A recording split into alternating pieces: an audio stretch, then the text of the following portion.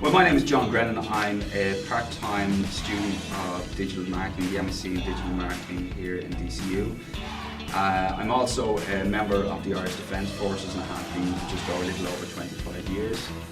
I work part-time as a digital marketing manager while I'm completing my Masters here at DCU, just to gain some experience. And since 2005, while I'm a member of the Defence Forces, I've been based at Orson as a military career to the present.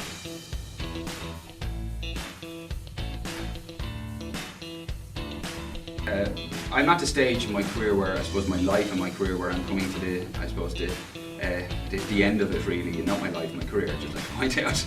But after I spent 25 years, I realised I'm still young enough to raise new challenges. I found digital marketing interesting because there's a creative element to it. And I did a bit of research when I decided to go back and do a Masters, and when I came across the one here and the fact that it was applied and I would get to actually learn and apply new skills, I decided on this one. I've always enjoyed challenges. That's why I've been in the army. I enjoy taking on challenges, and I've seen it as a challenge, and it has been a challenge, but hopefully it's been a successful challenge. I also think it's very important that throughout life that you upskill. No matter what you learn, you always strive to learn new things. And the reality of it is, at my age, it will be challenging to find work within a big organisation. However, digital marketing gives me the opportunity to work remotely, so I have the option to set up my own consultancy, if you will. And so, yeah, that was one of the considerations when I chose the course.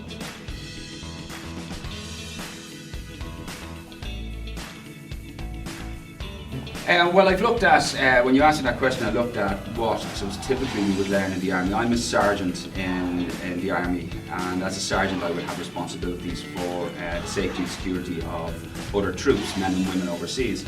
So I suppose what comes to that responsibility is leadership is the first one I think of, because if we're in a situation where I have to make a decision that not simply affects me but affects other people, I have to be a strong leader. That's slightly different than in business, where it's the visionary, the savant, but certainly you can translate that to business. But I think the first skill or soft skill is certainly, once you have any kind of management structure in the military, is leadership. I suppose the next one I looked at is decisiveness. Again, if you're in a situation, you have to make decisions quickly, and you have to stand by decisions. And I do think that both in the military and even as I come into college, I have found from my military training that I'm comfortable making a decision, and I'm happy that the decision I make, I'm not happy the decision I make is right, but I'll stand by my decision, and if it's wrong, I'll accept it's wrong and move on. I suppose we all covered in Prince 2, it's fail fast, learn fast, and I don't have a problem with mistakes as long as you make a decision.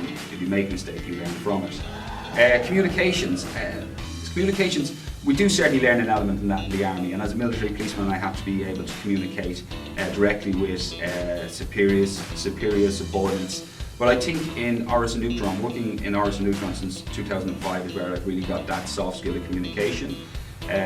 One of my roles is I suppose public relations. I do a lot of announcements. I do MC for many of the events that the President's involved in, and I've had to do announcements and announce some of the most high-profile people in the world. So I suppose that communication skill, that confidence to actually stand up on a stage with hundreds, if not 1,000 people and speak, that's a skill I've learned through the military, but to be fair, it's more so since I've gone into Orson Neutron. And all military, teamwork and collaborations, and I'm sure you haven't watched a single military film where you haven't heard them speaking about the team. It's one of the primary things, soft skills you learn about, is working as part of a team. You are of course trained to make decisions as an individual, but where possible we work as a team, we collaborate as a team, and we make all the decisions as a team as well. So that's I suppose the soft skills that I have picked up in my military career.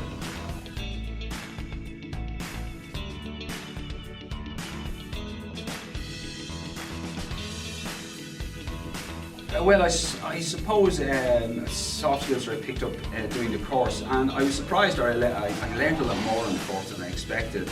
I suppose creative thinking, or critical thinking I should say, and creative thinking.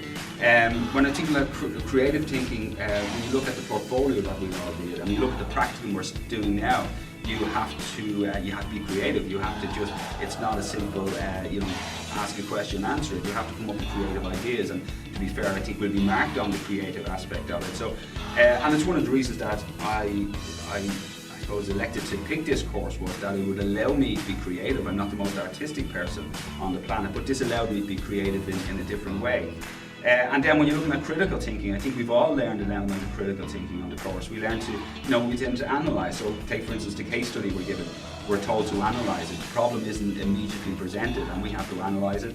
We have to evaluate what we think is the problem that we've identified, and of course then we have to infer, so we have to make conclusions based on that critical thinking. So yeah, I think it allows us to deeply analyse that, and again when we do analytics and that module, I think it gives us the skills and the basic skills for deep thinking as well.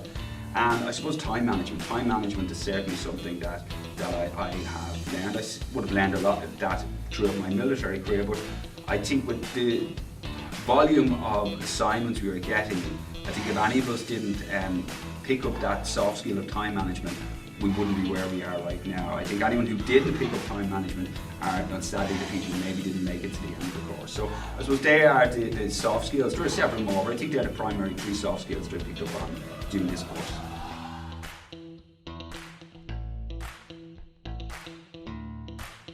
Don't. No, I'm only joking. Absolutely.